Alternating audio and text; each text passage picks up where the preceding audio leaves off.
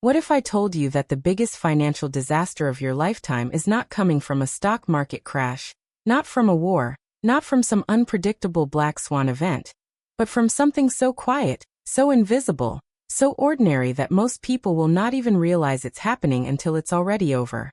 What if the real threat isn't dramatic at all? What if it looks exactly like your current life?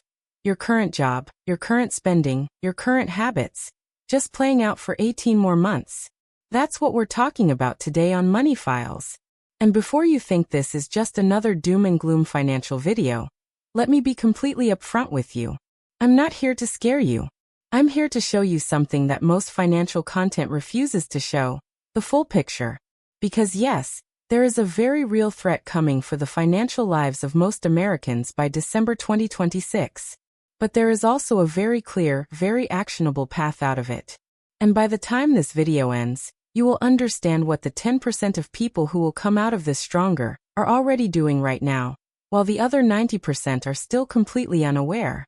I am not going to give you a checklist. I'm not going to throw investment jargon at you. What I'm going to do is walk you through the reality of what is happening economically in America right now, why it's happening, what it's going to do to people who aren't prepared, and exactly how to make sure you are not one of those people. Stay with me, because the most important insight in this entire video comes near the end, and most people never get there. Let's start with a simple question. Think about someone you know. A coworker, a friend, a family member. Someone who works hard, earns a decent income, seems to be managing their life just fine. Now ask yourself honestly, if that person lost their job tomorrow, how long could they actually survive financially? 2 months? 3? Or the 10% actively building something real? There is no judgment here. This channel exists for both. And your honesty in the comments might be the exact thing someone else needs to see today. If this video gave you even one new perspective, share it with someone who needs it. Because there is a Marcus in your life, someone living one financial shock away from crisis without knowing it. And this might be the video that changes that for them. Subscribe to Money Files and turn on notifications, because the next video goes deeper. The specific investment frameworks, the mindset shifts, and the practical tools the 10% use to build real wealth in environments exactly like this one. Thank you for watching. And remember this. The most powerful financial decision you will ever make is not the perfect one. It's the one you actually make. Starting today, uncertainty makes people freeze, and inaction feels safe when the path forward feels unclear. But what financial history tells us, unambiguously, is this. The cost of waiting almost always exceeds the cost of starting imperfectly. The people who will be okay in December 2026 are not going to be okay because they were luckier or smarter or born into better circumstances. They will be okay because they started earlier. They built the emergency fund before they needed it. They eliminated the high-interest debt before economic pressure made it crushing. They began investing before the amounts were impressive. They were not perfect. They did not have a complete plan. But they moved. You are watching this right now. That already puts you ahead of most people, because awareness is always the first step. You now understand what's happening in the economy and why. You understand the psychology that has been working against you, and how to start working with it instead. You have a sequence of actions you can take beginning today. Here at Money Files, we believe that financial education is not a privilege, it's a right. And that the more clearly you understand the game being played around you, the better your chances of winning it on your own terms. So here is the question I want to leave with you. Not a rhetorical question. A real one. If your financial habits stayed exactly as they are right now, same patterns, same decisions, same level of awareness, for the next 18 months, where would you be when December 2026 arrives? Would you be more secure? Less secure? Would you be fine? Or does the honest answer make you uncomfortable? That discomfort is not something to run from. That discomfort is information. It's the part of you that already knows what needs to change, trying to get your attention. Leave a comment and tell me honestly, which group do you feel like you're in right now? The 90% navigating life on autopilot. Mathematically, paying off a balance at 22% interest is equivalent to a guaranteed 22% return on your money. No investment can reliably offer you that. Every dollar you invest elsewhere while carrying that debt is costing you more than it earns. The fourth step is to begin building assets consistently, even if the amounts feel small. A simple index fund tracking the S&P 500, contributed to automatically every single month, has historically outperformed most professional investment strategies over long periods. Not because it's magic, but because of compounding and because it removes emotion from the process. $25 a week invested consistently, at average historical returns, becomes something that genuinely changes your financial reality over time. The amount matters less than the habit. The habit matters more than the amount. The fifth step is to invest in your own earning capacity. Because in the economy taking shape right now, the most financially secure people will not be those who saved the most. They will be those who built skills that are difficult to replace, capabilities that remain valuable across economic cycles, expertise that people will pay for regardless of what the market is doing. If everything you earn comes from one employer, one salary, one role, you are carrying more risk than you may realize. The 10% are always working to diversify not just their investments, but their income streams. A freelance skill, a consulting capability, a content channel, a small business on the side. These things take time to build, which is exactly why you build them before you need them. And here is the final truth I want to leave you with. The deepest one. Most people are waiting for their situation to stabilize before making a move. Waiting for clarity. Waiting for the right moment, the right amount, the right circumstances. And I understand that impulse completely.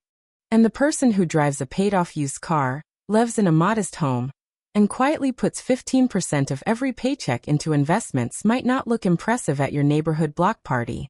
But in 10 years, they will have options. The option to quit a job that's destroying their health. The option to weather a recession without panic. The option to spend time with the people they love instead of working to pay off things they bought to impress people they don't particularly care about. Looking wealthy and being wealthy are not the same thing. In America right now, they are frequently opposite things. So here is what you can actually do, starting today. The first step is clarity. You cannot fix what you cannot see. Most people have a vague sense of where their money goes, and vague is not good enough when economic pressure is tightening. Spend 1 month tracking every single expense, every subscription, every coffee, every impulse order, every bill. Get the full picture. Because when you lay it all out clearly, I promise you will find leaks you didn't know existed. Money leaving your life without producing any value, any joy, or any security. Those leaks, once identified, can be redirected into something that actually builds your future. The second step is to build your financial firewall. This is your emergency fund, 3 to 6 months of living expenses sitting in a high-yield savings account, untouched except for genuine emergencies. This is not an investment. It's protection. It is the buffer between you and disaster. Without it, you are one layoff, one medical bill, one major car repair away from going further into debt. Building it may take months. Start anyway. Because having even 1 month of expenses saved is infinitely better than having zero. The third step, if you are carrying high-interest debt, especially credit card debt, is to treat eliminating it as an emergency response, not a long-term goal. Move you could make, and still find yourself placing an order you didn't need. This is not a character flaw. It's biology. But the 10% have learned to build systems that work around it. They automate their savings so the decision is never made in the moment. They pre-commit to financial goals before temptation arrives. They remove the choice from the equation, because they know that in the moment, the brain will almost always choose comfort over discipline. There is another force operating on most Americans' financial lives right now that has been made dramatically worse by social media, and it's called social comparison. The human brain constantly measures where it stands relative to other people, because for most of human history, social standing within a group was genuinely a matter of survival. In the age of Instagram and TikTok, our brains receive a constant stream of signals that everyone around us is living better. New cars, vacations, beautiful homes, designer everything. And so we spend. Not because we need it. Not because it makes us genuinely happier. But because our brain is sending an alarm that says you are falling behind. And that alarm feels like urgency. Like necessity. like something that must be addressed right now. The financial industry understood this long before social media made it obvious. They built an entire consumer economy around it. The result is a generation of Americans who are maintaining a lifestyle that signals success, while quietly drowning in the debt that funds it. And here is the counterintuitive truth that changes everything. The truth the 10% have come to understand. The people who look the most financially successful are often the most financially fragile. The person in the brand new luxury SUV with the Rolex and the designer wardrobe is often carrying a financial burden that would keep you awake at night. And there are people earning $40,000 a year who are systematically building real wealth. The difference is not income. The difference is the relationship those people have with money. Specifically, how they think about assets and liabilities, and how they manage the psychology that governs every financial decision they make. An asset puts money in your pocket. A liability takes money out. The car on a 5-year loan? Liability. It costs you every month and loses value from day one. The index fund you contribute to automatically? Asset. It compounds while you sleep. The credit card balance rolling over at 22%? One of the most expensive liabilities a person can carry. The skill you're building that generates freelance income on the side? An asset that expands your earning capacity without requiring you to trade more hours for more dollars. The 10% are not always richer, but they are relentlessly, consistently moving money away from liabilities and toward assets. And they understand something crucial. Time, when it's working for you through compound growth, is the most powerful financial force in existence. But time, when it's working against you through compound interest on debt, is equally devastating. It's the same mathematical force, just pointed in opposite directions. And which direction it's pointed in your life is determined by the decisions you are making right now. So why don't more people make the right decisions? Why does Marcus keep rolling over that credit card balance when some part of him knows it's hurting him? The answer lives in psychology, not math. The human brain has something called present bias. We are wired at a deep neurological level to value what feels good right now far more than what will benefit us in the future. It's the reason spending feels rewarding and saving feels like deprivation. It's the reason you can fully understand that paying off your credit card is the smartest financial. He has about $8,000 in savings and a 401k he contributes to when he can, though he paused contributions for a few months last year when things felt tight. Marcus is not careless. He is not irresponsible. He works hard and he loves his family. But Marcus has never truly looked at the full picture of his financial life. Where every dollar goes, how vulnerable he actually is. He has been too busy surviving the present to plan for the future. Here is the part that matters. His adjustable rate mortgage is due for its first reset next year. When it resets, his monthly payment will increase by over $300. His credit card balance sits around $9,000 at an interest rate of 22%. That means he is paying roughly $2,000 every single year just in interest, not paying the balance down, just preventing it from exploding. $2,000 a year gone. Not to savings. Not to his daughter's college fund. Just gone, into the pocket of a credit card company. And Marcus's company has been quietly talking about restructuring. Nothing confirmed, nothing official, but the whispers are there. If Marcus loses his income even for 3 months, his savings evaporate, his mortgage becomes a crisis, and the life he built begins to come apart in ways that take years to repair. Marcus is not a cautionary tale. Marcus is the median American. In many ways, Marcus is most of us. So what separates him from the 10% who will not just survive what's coming, but actually build wealth through it? Here is where I need to challenge something you've probably been told your entire life. Most people believe the difference between financial security and financial fragility comes down to income. That if you just earned more, everything would be fine. But study after study shows this is not true. There are people earning $200,000 a year who are one paycheck away from crisis. This is a slow-motion financial emergency that has already begun, whether they recognize it or not. There's a concept in psychology called the boiling frog effect. If you drop a frog into boiling water, it jumps out instantly. The danger is obvious, the survival response kicks in. But if you place that same frog in cool water and gradually raise the temperature, The frog just stays there. It adjusts. It adapts. It doesn't notice the danger until it's too late. This is exactly what is happening to most American households right now. The temperature is rising. Slowly. One price increase at a time. One financial compromise at a time. And most people are adjusting and adapting without realizing that by December 2026, the heat will be unbearable for anyone who never made a move. Several economic pressures that are currently building are converging around that timeline. Adjustable rate mortgages locked in at record low rates during 2020 and 2021 are resetting to current market rates. And for hundreds of thousands of homeowners, that reset means payment increases of hundreds of dollars a month on mortgages they're already stretching to afford. Corporate earnings are being squeezed, and layoffs are quietly accelerating in sectors that felt untouchable just 2 years ago. The financial confidence that kept consumer spending high is beginning to crack.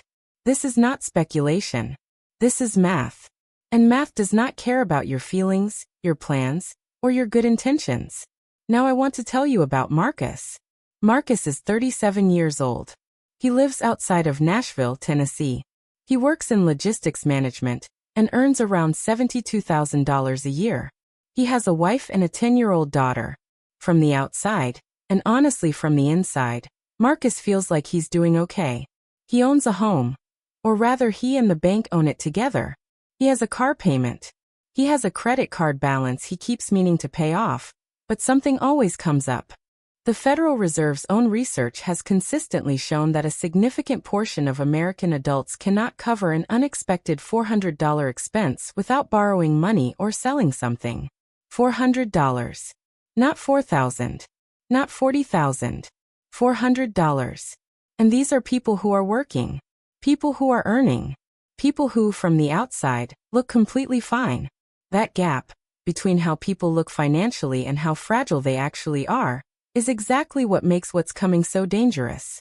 Here is what's really happening right now. When economists talk about economic stress, they usually point to one big dramatic event: a crash, a recession, a crisis with a name and a date. But the most devastating financial events in ordinary people's lives rarely look like that. They don't arrive with a headline. They arrive slowly, through the accumulation of 100 small pressures that each feel manageable on their own, but together, over time, become overwhelming. Right now, America is inside exactly that kind of moment. Inflation drove the cost of everyday life dramatically higher over the past few years. The Federal Reserve raised interest rates aggressively to fight it. And on paper, some of those efforts worked. Inflation numbers came down from their peak. But here is the part that never makes the news. Prices did not come down. They just stopped rising as fast. The average American household is spending thousands of dollars more per year on the same groceries, the same rent, the same utilities, the same gas as they were spending 3 years ago. That money had to come from somewhere. And for most families, it came from savings, or it went onto credit cards. Or both. Americans are collectively carrying over $1 trillion in credit card debt right now. And with interest rates where they've been, that debt is not sitting still. It is growing. Quietly. Every single month. For millions of people making only minimum pay.